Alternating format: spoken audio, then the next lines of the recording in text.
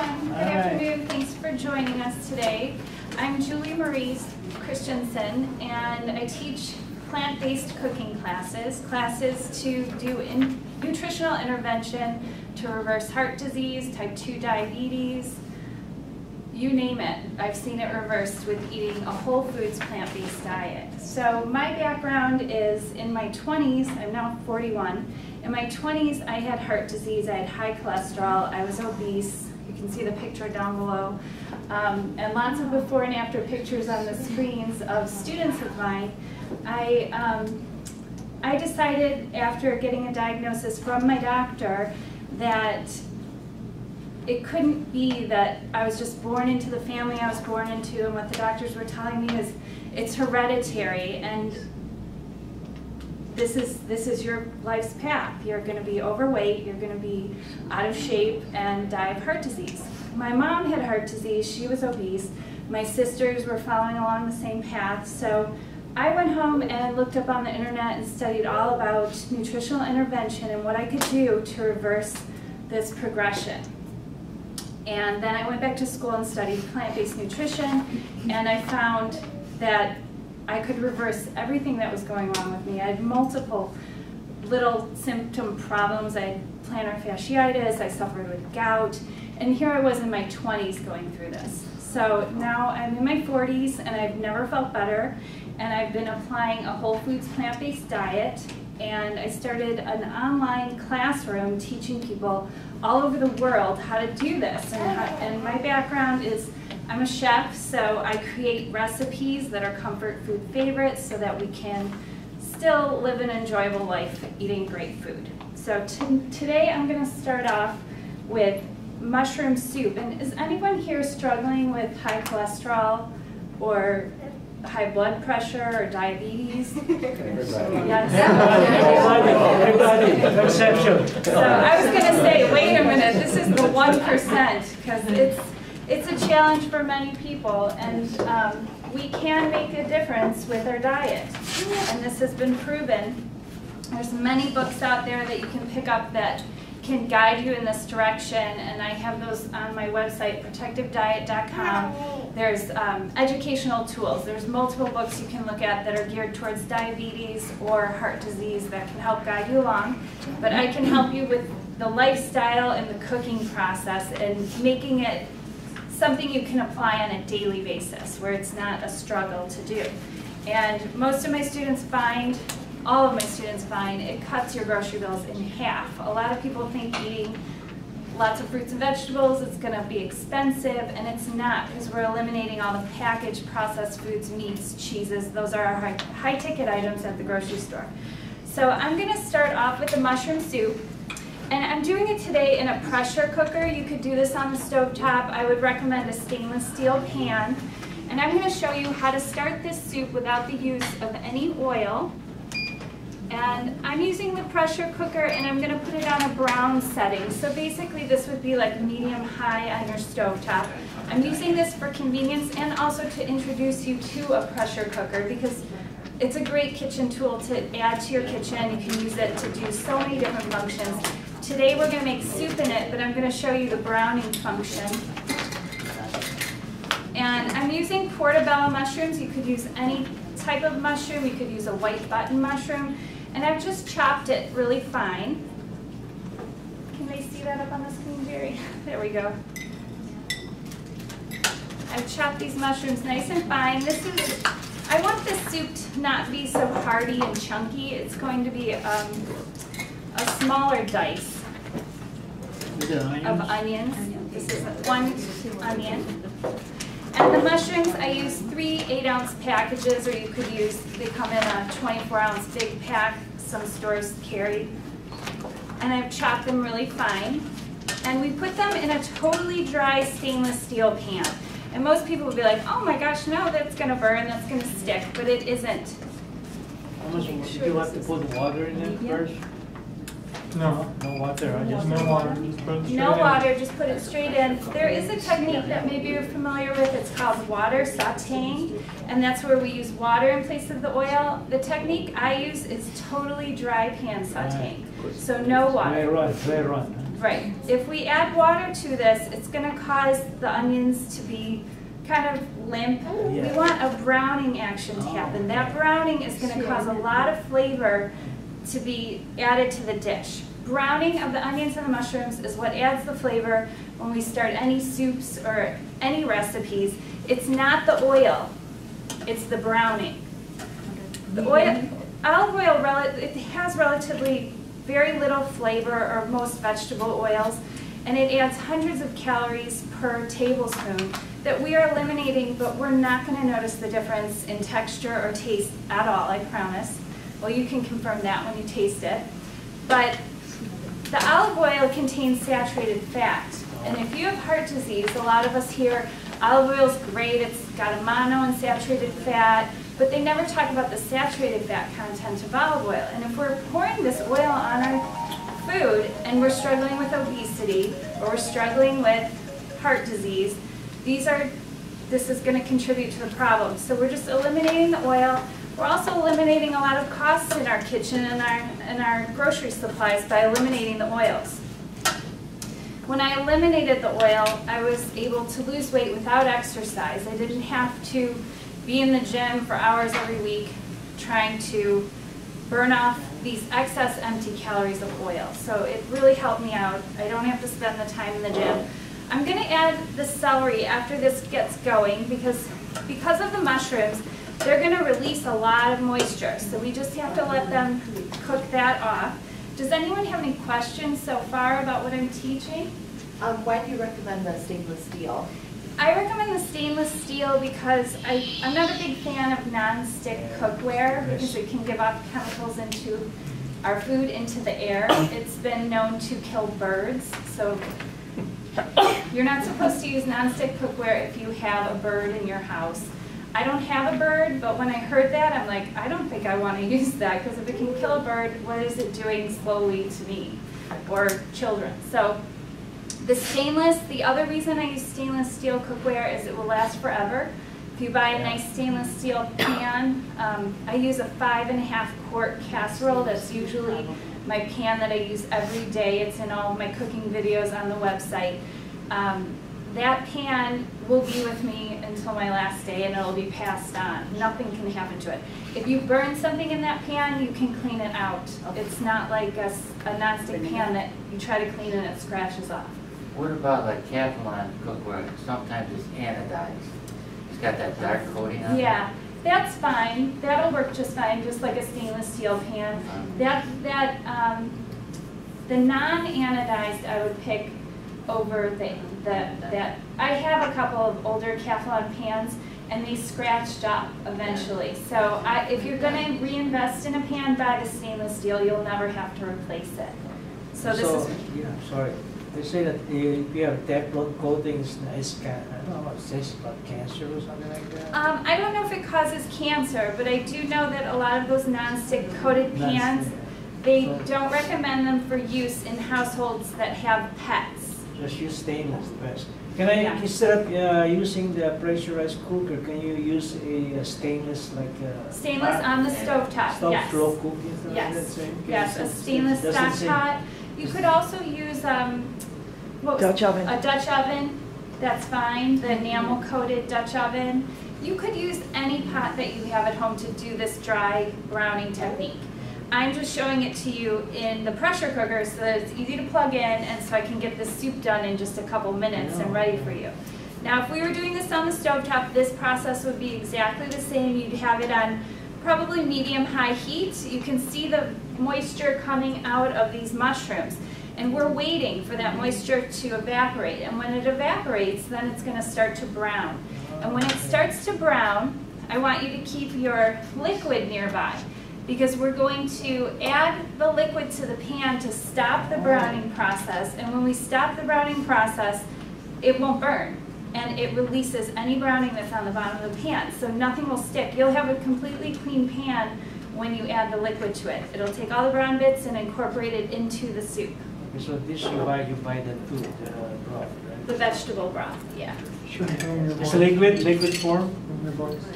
That's Pardon me? liquid or powder? Liquid, right? This is a liquid vegetable broth that we'll be adding after the onions and the garlic, or onions and the mushrooms brown. I'm going to add the garlic to the dish now. And this is a garlic press. If you're not familiar with a garlic press, this is my favorite one on the market. It's by like that. Xylus. It's like a stapler. Yeah, it's super easy. You just pull the leftover garlic out of I want to buy there. that. This is nice because I don't have to get my fingers all full of garlic. I don't have to peel the clove. It just chops it all up for me really nice. And you just put a new clove in there. This is one of my favorite kitchen tools. Yeah, for a pot hole too. We have everything except that. Pampered Can you Chef use has it? one very similar. Pampered Chef has one really similar. Pampered Chef. Yeah, this one, the Frugal Gourmet, do you remember that chef Yeah. that used to be on Yeah. PBS? He always said, get the Susie garlic press, it'll last forever. And the one my mom has is from when I was a little girl and we watched that show. So they stick around forever. Where can you buy those? I have a link for it on protectivediet.com under kitchen tools, but you can find, actually the Xylus, this model, I don't think, you might be able to find it at Bed Bath & Beyond, but I'm not sure. If you buy other garlic presses, I cook in a lot of people's homes because I teach private lessons. I've broken people's garlic presses and I'm so embarrassed. They're just not, the ones that I've seen on the market, they're not as heavy duty as this one. This one's designed so well that I think maybe it's $15 and it'll be with you just like your stainless pan So forever. who's the manufacturer, sorry? Xylus. Xylus. Xylex? Xylus. Z-Y-L-Y-S-S. There you And go. it's, yeah, that's one of my favorite kitchen tools. You'll have it forever, just like your stainless pan.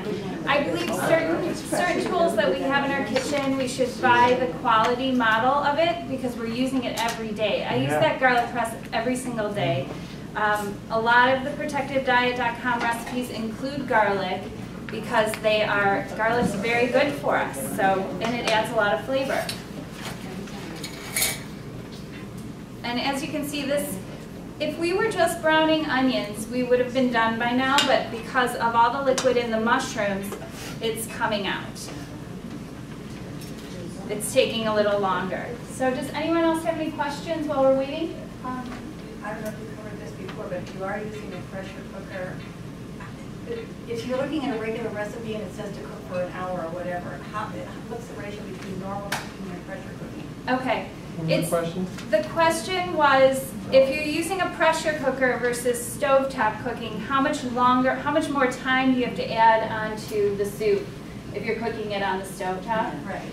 Well, right now we're using the pressure cooker in the browning function, so this would take the same amount of time as the stovetop. But then when we close the lid on and the soup's all put together and we're cooking it, we are going to set the pressure cooker for 2 minutes. The stovetop, you just want to simmer it until the veggies are tender. So it would probably take maybe 25 minutes on the stovetop. Yeah, until the celery's tender. If you like the celery a little crunchy, it's done. There's no meat in this dish. You're looking at a total non-cook here. Well, that's my specialty. Those are most of my students. Most of my students are coming to me because they have developed heart disease or diabetes because they go through the drive-thru. They haven't been cooking healthy food at home, so they're coming to me to try and find out, how do I do anything? They don't even know how to bake a potato. So I'm starting them out from scratch, so my recipes are written for the newbie, the new cook. Not Dumb and Dumber, you're just getting started. Oh. You're lucky, you kept yourself out of the kitchen all these years, right? I've been in the kitchen forever. I've been sitting on a stool with my mom as her assistant growing up, and that's where I learned everything. And that's where I learned to love it, because my mother loved it. And now she is doing this plan for over a year and reversed her heart disease and her obesity. And she thought it was hereditary. That was our ticket. So both of us have broken that mold in our family, unfortunately. Julie, right? Yeah. If I want to make a creamy mushroom, without cream, no. We're gonna So make would it that creamy. be, would it also be good for our health? This is gonna be better for your health than using the dairy cream because we're eliminating cholesterol Yeah. and saturated fat. There are no cholesterol and no saturated fat in any of my recipes. So we're gonna I'm gonna show you how to use oatmeal to make this dish creamy. So we're gonna add really nice nutrient, high fiber milk to make it a creamy soup. So you can see the bottom of this pot is starting to brown. Yeah.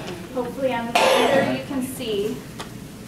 And this browning is adding all the flavor to the dish. We can smell it, it smells delicious. It smells just like we were browning mushrooms and onions in oil. Now just keep a close eye on it. If it starts to get away from you and too brown, you could add a little broth or water. Or turn your pan down off the heat. If you're working with a pressure cooker, you can take it right off the heat. There's the heat source, so it'll cool it down. But this golden brown bottom, can you see it on there? We want that, and it's not going to stick permanently to the pan. It's going to release as soon as we add the liquid, and I'm going to show you that now. So we're going to start off with 2 cups of water. And I'm just going to take my spoon and get those bits off the bottom of the pan. That's what's adding and incorporating that browned mushroom onion flavor to this mushroom soup.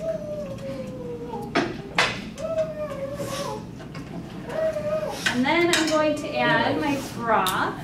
And we've got 4 cups of broth. You guys have the recipes in front of you so you can check those out for future if you want to recreate this soup at home. Where you buy the broth? This broth I found, you can find this broth Trader at Joe? In that too? Trader Joe's broth. I recommend their hearty vegetable broth. That's a good one. This one I found at Costco. I just recommend a vegetable broth. If it's not low sodium, you can cut it by adding water like we did in this recipe. Now I'm using a cup total of parsley to this recipe. Sometimes I go a little bit over, and I'm putting half in now with the cooked soup, and I'm going to add half later so it gives it a nice fresh finish when we serve the soup. I'm also, oh, and by the way, I use a lot of parsley in my recipes because this is adding a lot of nutrients to the soup.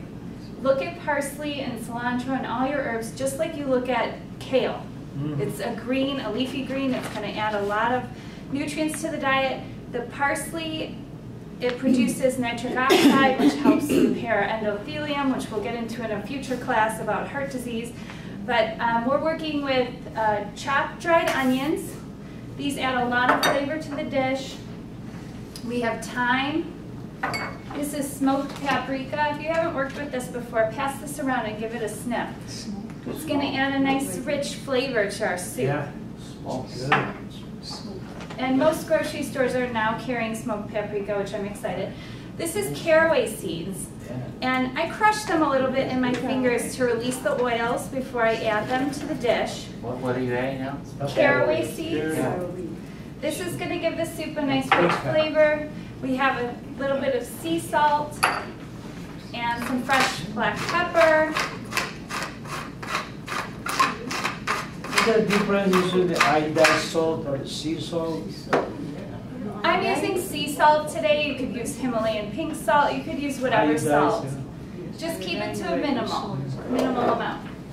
Okay, so then we've got everything in here. And we're going to turn on the pressure cooker. Now, if you were cooking this soup on the stovetop, you could just put it on. I would bring it up to a boil. Oh, I've got the celery. Bring it up to a boil, and then simmer it until the celery is tender. And we're going to finish this soup with a cream made from oatmeal. Get this on here. I'm actually doing it backwards. I normally face my pressure cooker.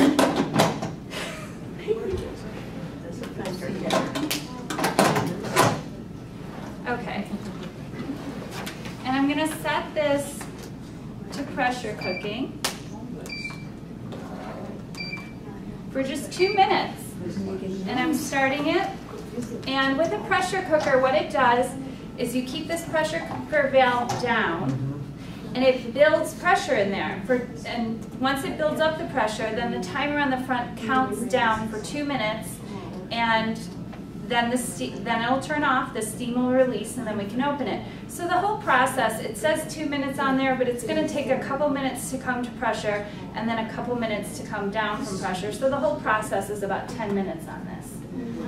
So now to finish the soup, we're going to make milk using old-fashioned oatmeal. So we're just going to put that in the blender. Today I'm using a high-speed blender. My favorite is Blendtec. There's a Vitamix, is another brand on the market. These will basically grind cement into powder. So if you're thinking about adding something to your kitchen to make things more cost-effective, I recommend the Blendtec, and you can find them in reconditioned form, which I recommend the reconditioned Blendtecs. They're actually Blendtecs that people buy from like Costco when they do the demos, and they return them without even using them. So Blendtec can't resell the product, but then they can resell it to you at a discount. There's a link on the end of the recipe for the reconditioned Blendtecs, and this one's actually a reconditioned Blendtec. So I saved like $100 on it. They're kind of expensive, but they have a 7-year warranty. I'm not a salesperson for Blendtec, but this is another one of my favorite tools. You'll only buy it once. You only buy it once, that's right. And you save yourself a lot of money because I'm making milk from oats. This is my favorite part of the soup. To make it thick and creamy without using any milk, any alternative, anything like that. Right. And it works really good. Well, thanks for saying that. It Sharon's works actually really one of my students. I have an online course called Protective Diet Ed that we do a weekly class, and I have a lot of cooking videos. I'm sure you've seen me do this. I've probably video. made probably 50% of what she's shown. That's awesome. She's got on her stuff.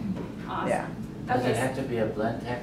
No, you could do this in a regular blender. I'm sorry for not mentioning this. You might have to run it through a few cycles or do a smaller amount, do half the amount at a time. But you can definitely make this milk in your regular blender. The other thing is you might want to strain this milk using either a nut bag, or at Home Depot or Lowe's or any hardware store you can find paint strainers. Just pour it through the paint strainer. I think it's a couple dollars, and you can wash them out. They're nylon. So I'm going to start up this blender. I'll show you what this blender can do. Again, I'm on the wrong side. There we go.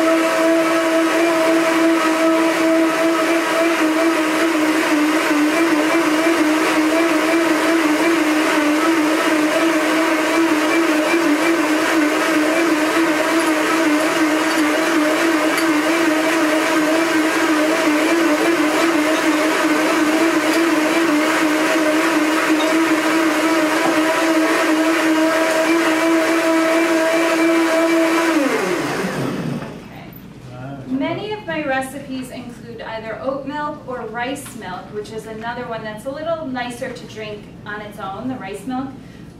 You can buy packaged soy milks and things like that, but you want to look for plant-based milks to reduce the cholesterol and saturated fat in your diet that don't contain a bunch of food additives. And that's another thing I teach, is eliminating food additives and sugars out of the diet. So a lot of the plant-based milks like almond milk and some of the soy milks or rice milks contain thickeners and additives, MSG-like products called natural flavor. They also contain carrageenan, which is a thickener, and sugar, lots of sugar. It'll say cane sugar or something that sounds like a healthy sugar, but it's not.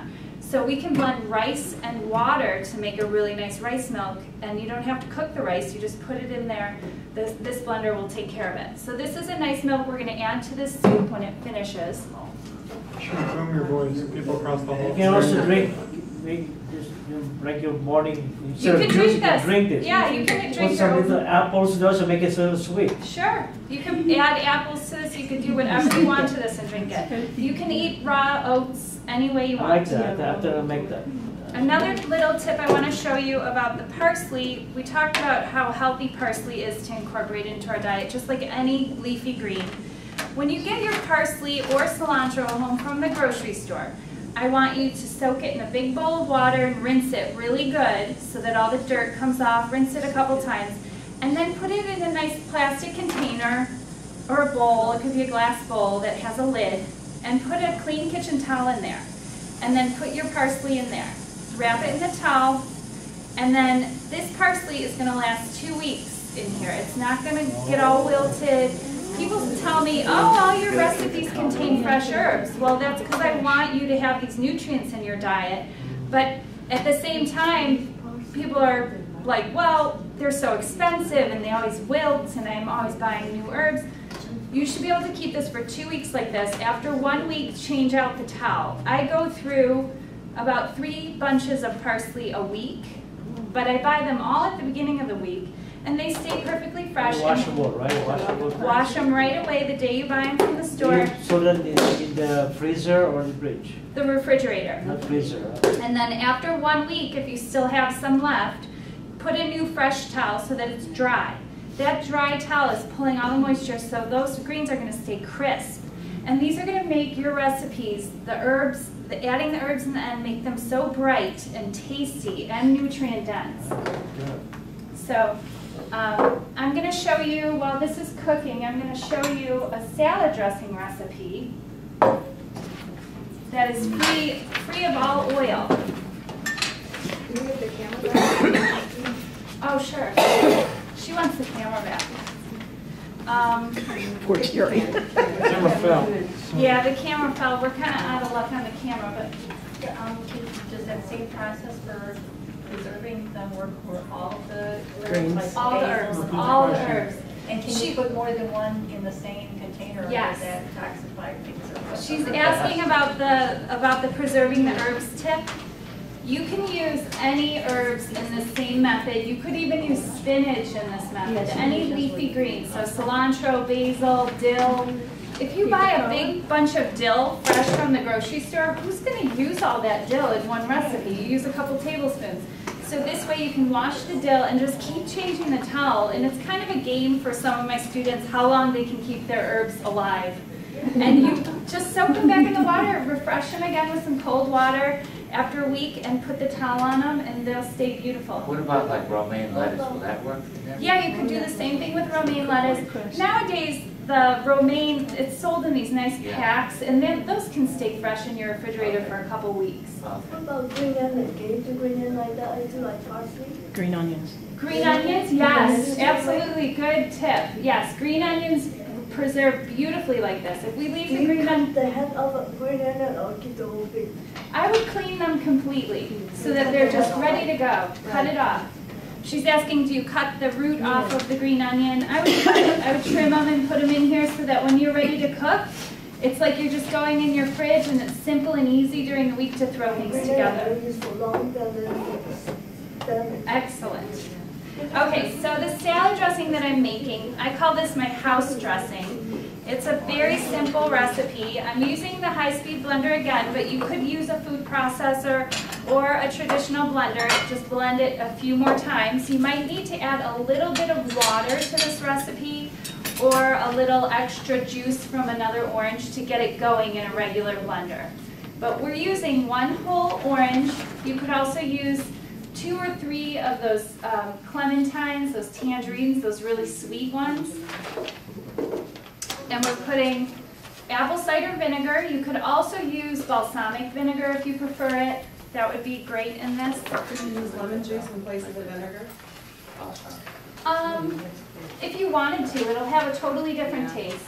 But yeah, why not? It's an acid. You could replace the vinegar with any acid. Is that salt? This is sea salt. And we have a clove of garlic. On my blender, I can actually throw it in whole. This will grind up a whole clove. But I'm going to do this just in case it doesn't. And I don't want anyone to get a whole piece of garlic. So then we're going to just blend this up together. Oh, I'm missing one ingredient. Did you add water? Thank you. Did you add water? No water. The vinegar and the mustard will get it going. This one is, I recommend the spicy brown mustards. These have the least amount of food additives in them. A lot of mustards have flavor enhancers in them, and I cut those out of my diet so that I eliminate food cravings. Pepper? Oh yeah, thank you. You're welcome. Oh, I'm so glad you're I'm here. glad I reminded you. It would be good without the pepper too. Oh, we like spicy. You like spicy? You could add some crushed red pepper to this salad. Yeah, that'd be too. great. I love spicy.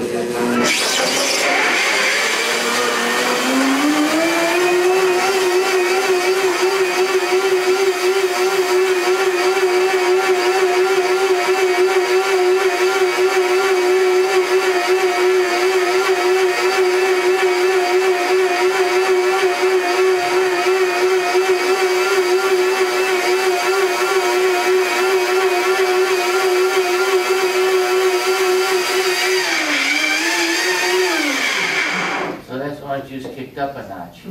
Yeah, definitely.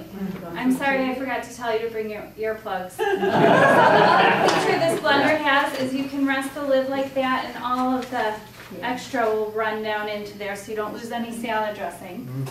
And I'm just making a really simple salad. If you're just getting into eating more greens in your diet, just pick one ingredient for your salad. You've got this beautiful salad dressing that's super nutrient dense because you have a whole orange in there. That's the basis of it.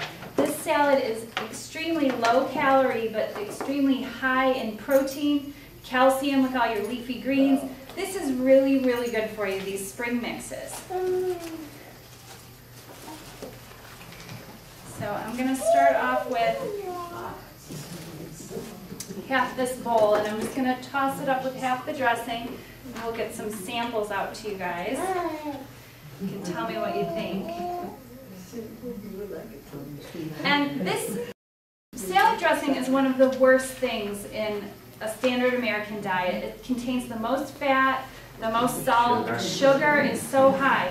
We've cut all of that out. So when you're using this dressing, if you use the entire batch on your salad, it's okay. It's just going to add more nutrients to your diet, not any negatives. So that's what I'm all about. All my salad dressings add to your health. None of them are to be limited or restricted. When you're eating a plant-based diet, there's no counting calories, there's no counting points. There's no restricting portions. We eat until we're full and satisfied. And generally the meals fall underneath 500 calories, even if you're eating over the amount you should be eating. It's very hard to exceed your caloric needs It's like a good per meal. house recipe. Yeah.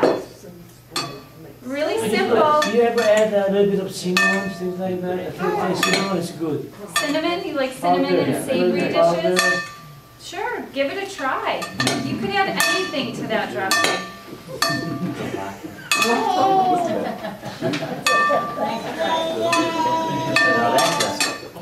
That's a real quick one. Julie, I know that a lot of your recipes use like soy and things like that. Should you limit that, or is it okay? Like especially if I'm, we want to adapt this with having him too, because why give him meat if we're not going to eat it ourselves? Right. She's asking, her question was, a lot of the protective diet recipes that contain soy, is that good for me or is that bad for me? And I have a small child, is soy okay for them? And studies have shown now that soy is incredibly healthy for the body. The phytochemicals in soy and the isoflavonoids, they actually promote health. They defend against breast cancer. We heard some controversial statements about soy and the negatives and the estrogen in soy. The only time soy should be avoided in the diet is if there's a severe reaction, an allergy, and that is in very few people. Also, if you're on thyroid medication, that can actually cut the absorption of that medication. But those are the only two things that I've been advised to avoid soy.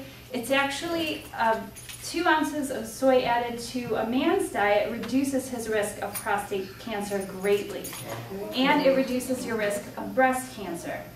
So, The other thing with soy, you want to make sure that it's non-GMO. yes, you want to look Most for soy is GMO. unprocessed soy products. So we're not talking about soy protein that's been ground down into powder and then made into a patty and it's a veggie burger.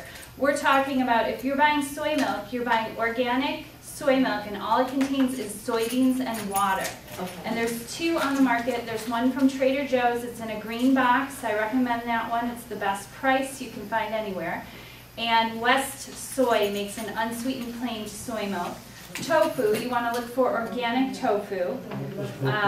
And tempeh, which is a pressed soybean. If you look at the recipes on protectivediet.com, you'll see I only choose unprocessed soy that's organic and non-GMO. Okay. If it's organic, it is non-GMO. Okay, thank you. Sure, great question. Yes.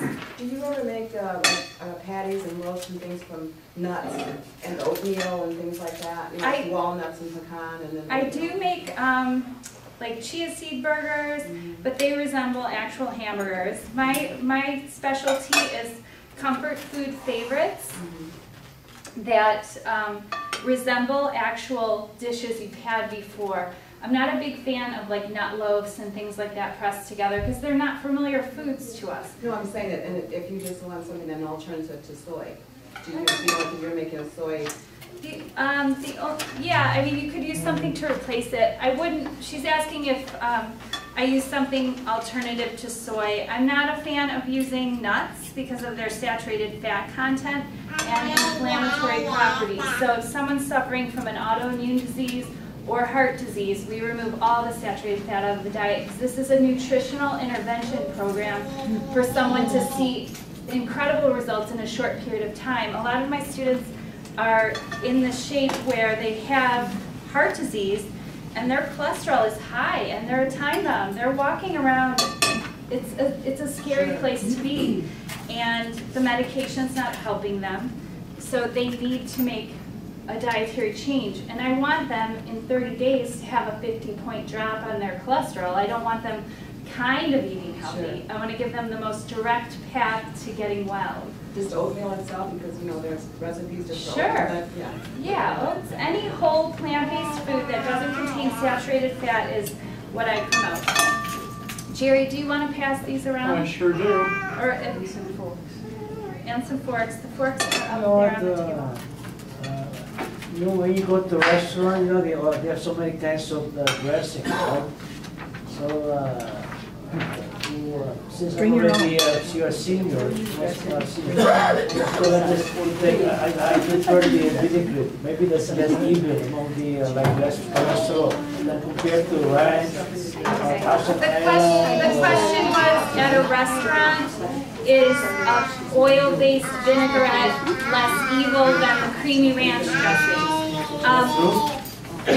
No, it still has saturated fat in it and it has empty calories. So in a restaurant, what I would do is I would ask for lemon to squeeze on my salad, or just a plain balsamic vinegar, and I put that on my salad. It's not. What vinegar? The old Italian vinegar. That's vinegar. Yeah, just the vinegar. Skip the oil. The oil is empty calories. Olive oil. When you go home today, look at the back of your oil bottle. There's absolutely zero nutrients in that oil. There is nothing in there. All it is fat.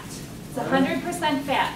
There's no protein, there's no carbohydrates, there's no vitamin A, there's no vitamin C. How about the one olive oil where you dip your bread on it? Yeah, Is that good? There's no nutrients except for fat. So This no, is it's garlic not. oil. You know, I bought one at Trader Joe. Yeah.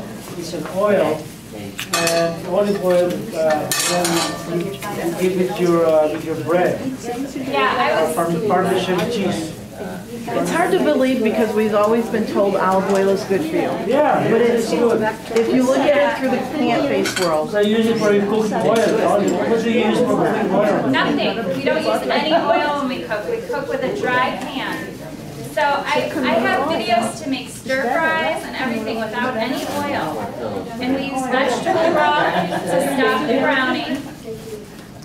So how many more salads do we have? Canola or corn oil.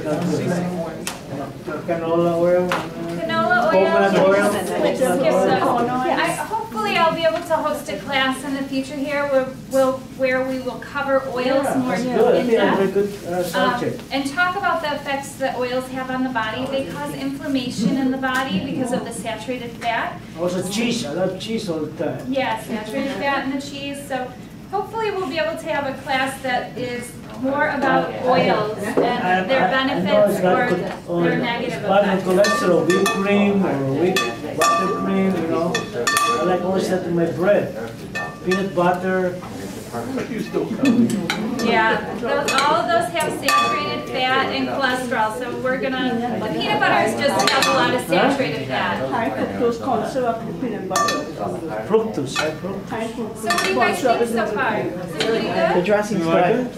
Really simple, and again, if you're buying a bottled salad dressing, this is cutting the cost to like a quarter of the cost, if not less, because all we're using is an orange and a few cabinet staple items, like the vinegar, the garlic. It's very inexpensive to prepare whole food salad dressings. And we're packing in a nutrient-dense punch by adding the orange on top of our greens. This will help the iron absorption if anyone's challenged with anemia or to get their iron count up higher. You want to add some vitamin C with your leafy greens, and this orange dressing is perfect. It's house dressing. 2 more. 2 more. What about craisins? Are they good or bad? I skip the craisins because they have added sugar to them. If you read the ingredients label, they're basically like eating candy in camouflage. Craisins, they're a cranberry that looks like a raisin. It's a dried cranberry. It has a lot of sugar added. And beets. you can eat beets. They're wonderful for you. I think there's some beet greens in here. Beets and cranberry. Are you just telling her what you eat, Tony? What? He's having a little private session, that's all. That's good. I want to take a picture of this one. I can put it on Facebook. Do you mind? This one? Your poster? Sure. Tony will be advertised for you. Yeah.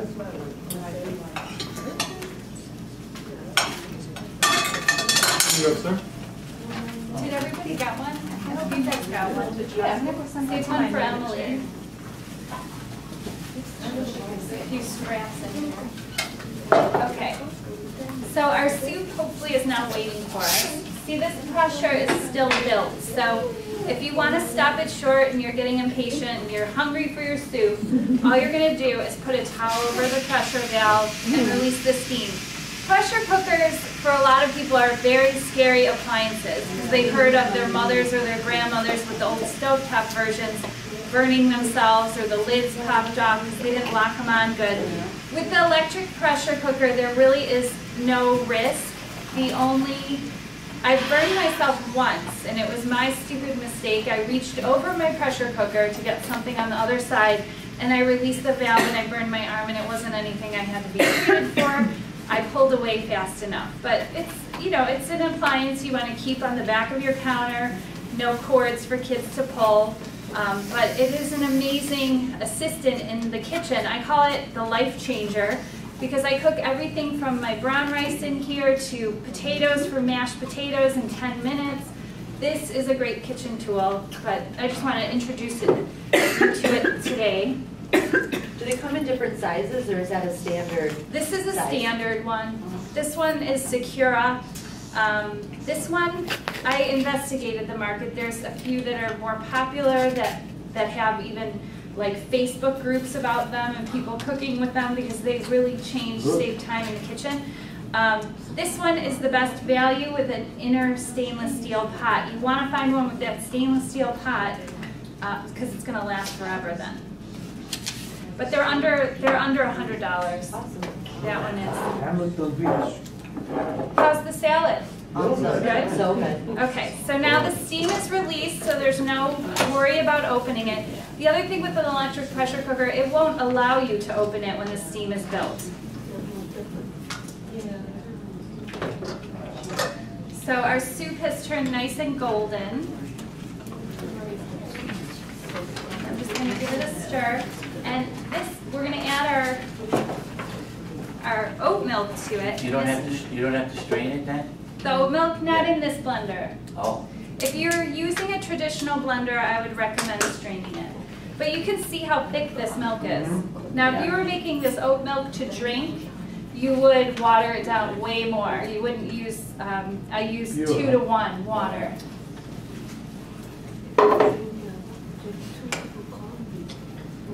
But we're using the starch of the oats to thicken this soup up. And then what we're gonna add is fresh parsley, and this is gonna give it a beautiful look and a fresh finish. And add a lot more green nutrients to our diet. And then this is a secret ingredient I use in a lot of my recipes. This is called nutritional yeast. Has anyone heard of this before? Yes, a lot of you. That's great.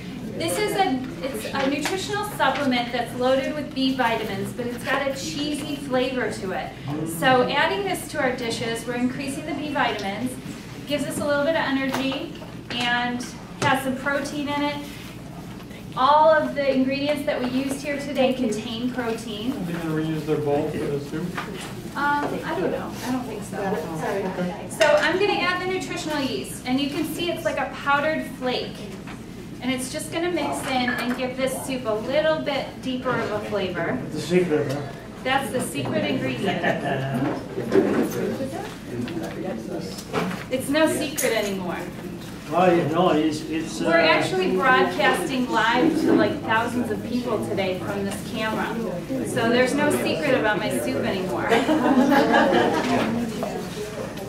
And you just want to give this a stir. If you were cooking this on the stovetop, you could have it on simmer if you wanted, but it's not necessary. After you add the oat milk to a soup, you want to turn the heat down, because if the heat is turned up too high, it will get really thick. Have you had this happen? I like it really thick. You like it really thick? I do. You could, yeah. But you can do it with that. And if you freeze this soup and you go to reheat it, you're probably going to have to add a little water to it to thin it out, because it'll thicken up. So if you want to add, like, you know, cream of mushroom, the cheese, right? You put cheese on it? No. Traditionally, broccoli. Cream of broccoli. I've got a great cream of broccoli recipe that I'm going to be publishing soon that doesn't have any cheese, no cholesterol, no saturated fat, and it tastes delicious. I hope you find this one delicious. Okay.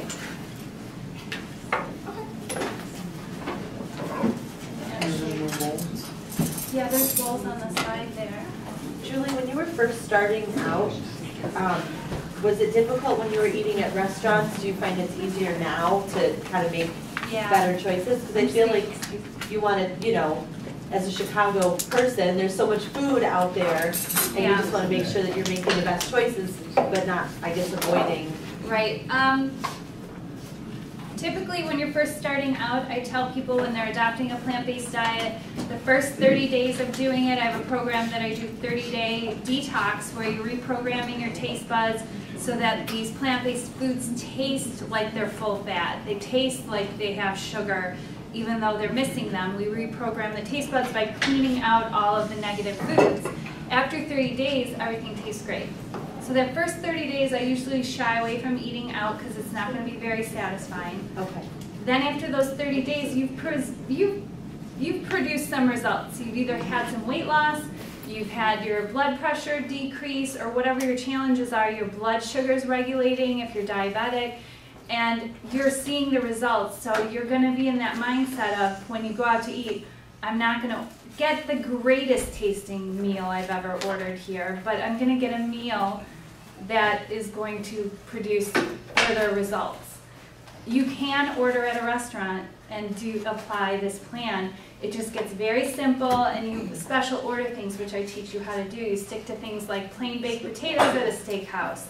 You ask for steamed vegetables at a steakhouse with lemon to put on top of them instead of butter. You can ask for a dry salad, ask for balsamic vinegar to top it with. great restaurants will have unbelievable fresh fruit. Ask for a big fruit platter for your dessert instead of a piece of pie or cake. So there's always an alternative, and the nicer restaurant you visit, the more accommodating they'll be and be able to provide more fresh ingredients. There's a few local restaurants that I visit frequently that are now starting to add protective diet items to them because I go on a regular basis. They've seen the before and afters. I send my students there. So I'm creating the demand for the restaurant to make a standard item on their menu. If we go to a restaurant and we're not a regular there, we might not be as well received asking for all these special orders. So if you go to a restaurant regularly, talk to the owner, talk to the manager, talk to the wait staff, and they'll accommodate. They're getting accustomed to people, realizing that what they eat is affecting their lifestyle. So it's getting to be more common. I need bowls. Here's some bowls. Some bowls.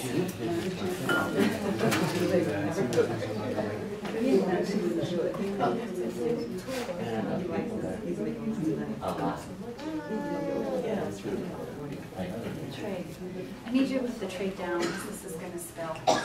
And you won't want to hold it that long. Thank you.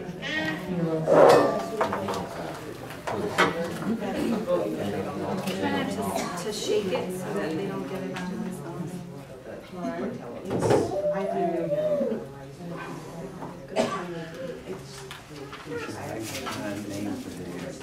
Does anyone else have any questions? Is anyone here familiar with plant-based diet or Dr. Esselstyn or Dr. Campbell? Yes, some of you? Okay, great. These doctors are currently teaching this in their practice.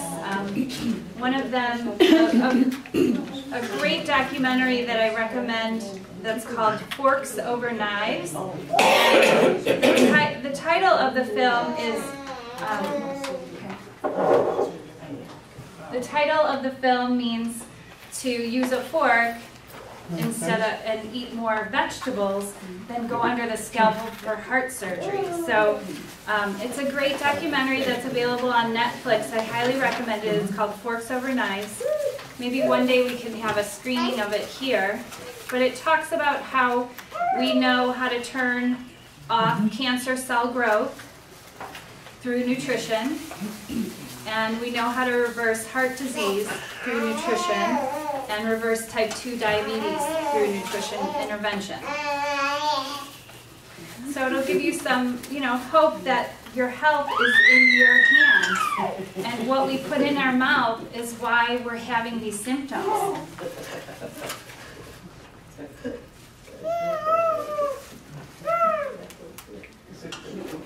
Happy baby.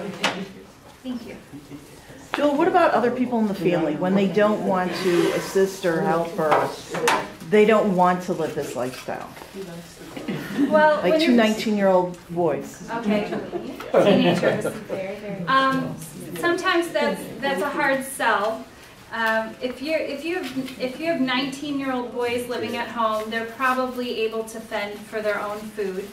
And I always recommend, if you have decided to, have this nutritional intervention and change your health and your lifestyle, I recommend that you cook enough for them, and if they don't choose to eat it, freeze it. Then you have all these leftover meals for yourself to use and save yourself time.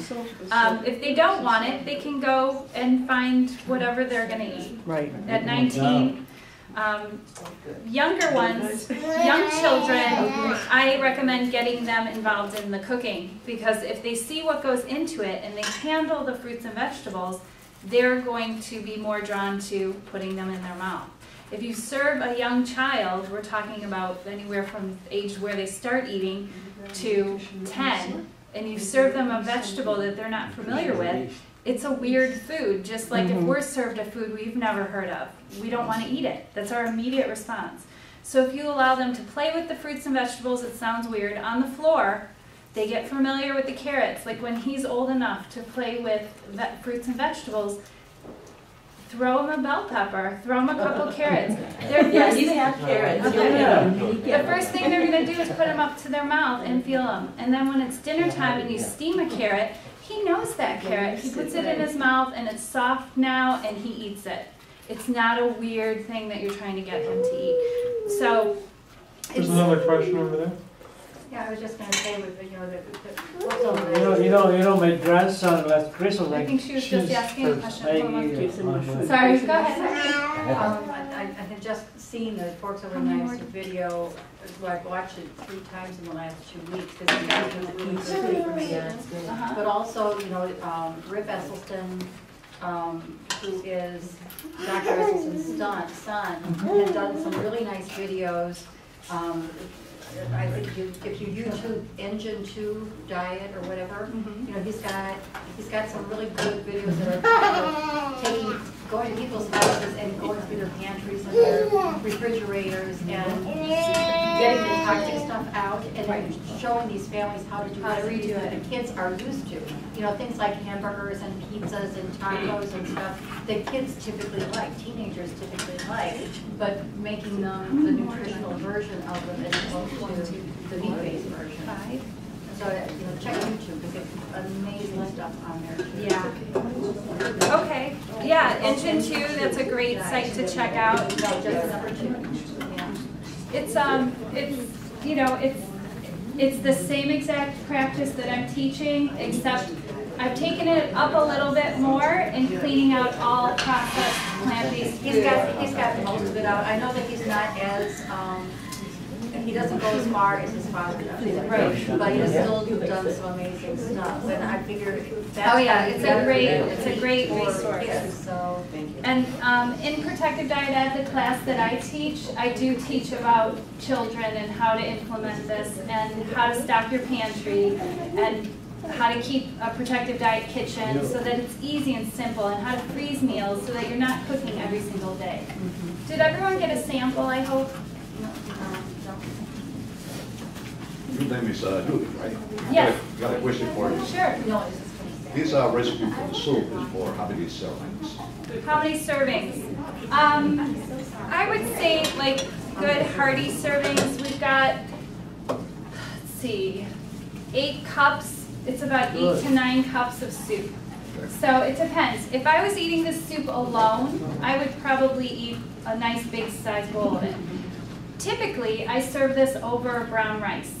So then the soup goes a little farther, or whole wheat pasta or brown rice pasta. I eat a lot of grains. There's a lot of grains in this diet plan. And if you're struggling with type 2 diabetes, if you're eating whole grains, it's not an issue with your blood sugars. We're finding, studies are showing that the saturated fats elevate the blood sugar levels. So if we cut the fat out, we can have these whole grains in our diet. And they're going to give us energy to get through the day. So, and you're still going to fall below a very low caloric meal. Your calories are going to be very low because you're cleaning out all the fats. Those are the concentrated calories that they relatively take up no space in our stomach. They don't make us feel full, but man, they pack a punch with their caloric value. So, any more questions? Yeah. Do you have a website? Yes, I'll give you my card if it's not on. I think it's not in here, not reading one. If you want It's on your handout. No, it's on the recipe. On the recipe. It's on the business card actually. The picture's there. You were given a recipe? Not on this, I can't hear her. I'm you sorry. have it here, this... Could be raw nuts, like almond or something? She's asking, can you use raw nuts? If you are trying to lose excess body fat, if you are trying to reduce your cholesterol, if you're trying to reduce inflammation in your body from an autoimmune disease, no nuts. Because of the saturated fat. No good? Not if you have body fat to lose or you're suffering from a disease.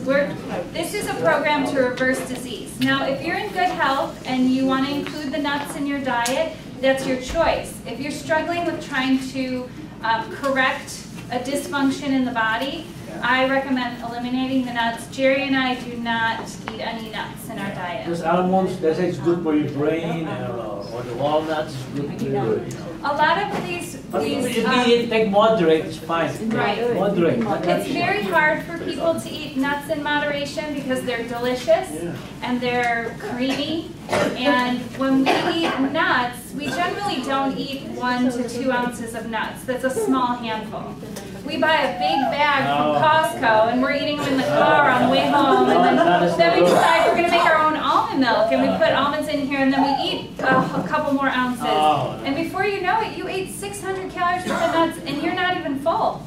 So then you're going to make your nice soup and you're going to eat more and then all of a sudden your pants are tight. Or you have elevated blood sugars, your triglycerides are high from too many calories in your diet. You have heart disease because the nuts have saturated fat. So if we're trying to reduce our cholesterol dramatically quickly and keep it down, we don't include the nuts. Like cheese, there's a lot of cholesterol with cheese. Cheese has saturated fat and cholesterol. We do not consume it at all if we're trying to reverse disease. No, pasteurized, anything pasteurized. Any dairy product is going to contain cholesterol and saturated fat. No eggs either, right? Right. No yolks. Yeah. Egg yolks, no egg yolks. The white of the egg is very high in animal protein, and that documentary that I mentioned for you to watch, Forks Over Knives, it shows how if we have a high elevated amount of animal protein in our diet, it promotes tumor cell growth. So if we have any cancer in our body, a lot of us do have cancer cells, but they're not fast growing. They could be with us until the time we die of ripe old age and we're, happy and healthy and we never had to evaluate the cancer. It could be small and slow growing. And then if we feed it that animal protein, it progresses its growth rapidly. And we found that if we remove it, it will decrease the growth or stop it from growing. So a lot of cancer treatment centers will propose this plan and they will say remove dairy protein out of your diet. And when people do that, they usually do it as an intervention when they're diagnosed with cancer. I'm proposing the idea that you do a nutritional intervention so you are never faced with that diagnosis. Take charge of your health today so that you don't have to worry about getting these diagnoses. I mean, Jerry and I live this way. I have hundreds of students that live this way and learn how to apply this plan, and they don't have the fears of going to the doctor and finding out what's wrong. They take their blood and they're waiting for the results. They know they're going to have good results because of what they're putting in their body every meal. So, any more questions from anyone? On your website, do you have other, these are nice recipes, like meat recipes at all or anything? There's no meat recipes at all because of the saturated fat and the high protein content contributing to heart disease, diabetes, and to autoimmune diseases, inflammatory diseases. So we don't use any meat at all, but I have a lot of recipes that mimic meat. So there's chia seed burgers, they're really nice steak burgers. I'm sure that they flashed up. Do we have the chia seed burgers on here? You can see some of the recipes that are flashing up here. But if you go to the site, I'm working on a pork chop, a breaded pork chop. Wow. I do a lot of very... It's not pork? It's not meat? No. No, meat not important. I do a lot of very innovative recipes to incorporate plants and whole foods and whole grains into your diet and eliminate the negatives of the cholesterol and the saturated fat. So whole grain pastas are pretty good for you with type 2? Excellent. As long as they're whole grain and as long as you are topping them with a totally fat-free sauce. If you throw the fat on top of that whole grain, you're going to see that rise in your blood sugar. If you're eating a totally fat-free sauce, like I have a fat-free Fredo sauce, it's the creamiest Alfredo sauce, but there's no cheese in it. There's no dairy in it. There's no oil in it, but you would not know it. So I highly recommend you try that one on a whole grain pasta. What about a red sauce? There's a quick red sauce on the website. It's really fast to make. It has no oil in it, and you can eat that for sure. There's a great book, if you haven't heard of Dr. Neil Barnard. Barnard is how you pronounce his name. He wrote a book on diabetes and eating a whole foods plant-based diet. And he's done many nutritional studies, and they've reversed the type 2 diabetes. I have many students eating a protective diet that no longer are on medication for their type 2 diabetes. So it is very possible for you to reverse your diabetes eating this way full time. It's just making a decision. Do I want to make this lifestyle change to reap the rewards of a major lifestyle change? You're not on medication anymore if you apply this 100%. Do you have a recipe book? I don't have a cookbook yet, but I'm writing a book right now. It's a half guidebook of how to apply it and how this affects your lifestyle and how to do it. And then the other half will be recipes. But currently right now I have on protectivediet.com 123 really great recipes that are free. You can get to them tonight. And I also offer a subscription of recipes. I add at least one new recipe a week for I call it PD Ed, it's Protective Diet Education subscribers. And we have one live class every Tuesday evening. It's an hour long and it's interactive, and you sign in online and you can write in questions and you can chat with other protective dieters. And I do a different lesson each week based on what's trending on my support group. There's a support group called Protective Diet Living, and that's on Facebook, and it's a closed support group. There's, I think, about 600 people on there now that are active, and you can talk privately. It doesn't go to your news feed on Facebook. It's just amongst us. We all are doing the same thing, and we support each other eating this way, and the testimonials on there are beautiful. The test results everyone shares, so to inspire others. But Protective Diet Living is a support group. There's a little blue tab on the website. If you want to join the support group, it's free. Right here. Yeah, see that little blue tab on the side? Can't If you see it just on that click one. on that when you go to the website, you can join the support group. It's a free support group to help anyone that wants to clean up their diet and improve their health. Thank you. Sure. So you mentioned fish, no meat. What about omega-3s in fish? Okay, good question. He wants to know about omega-3s and fish. Well, for one, fish is one of the most heavily contaminated foods we can eat on our planet. And everyone thinks that it's healthy because it's lower in fat. It's high in saturated fat, and it's just as high in cholesterol as chicken or beef. The problem with that is it's contributing to the disease. So we eliminate the fish. Now, to replace the omega-3s, you can find those in all your leafy green vegetables. That's where the fish get their omega-3s. So when we eat fish, we're eating recycled omega-3s. They use the algae, and that's where they're getting the omega-3. So if we want to get our omega-3s, we eat an abundance of these leafy green vegetables or our parsley. We could add chia seeds or flax seeds if we feel like there's an imbalance. The other thing is when you're not eating a high rate of omega-6s, you don't need to add the 3s. So you'll see on the news, you'll see add omega-3s for heart health. Well, the reason you're adding omega-3s is you want a nice balance between 3 and 6 in your system. That reduces inflammation, reduces your risk of disease. Now, why don't we just take away some of the 6s so we don't have to add so many 3s? Well, 6s are in all your oils, your corn oils, your fried tortilla chips, all the things that we're over-consuming. And as Americans, we don't want to take anything away, so we add omega-3s. We eat more fish and we eat more 6s. And this is the problem because we're getting bigger, because we're eating more instead of taking away the bad stuff. Then we don't need to add this stuff to improve our diet. What is the 9? There's so much 3, 6, 9. Where does 9 come in? It's in all of our foods, so it all balances out. The omega-3s, when we're eating a whole foods plant-based diet, it's even. The imbalance that we're seeing in a standard American diet is the 6s are getting too high from croutons.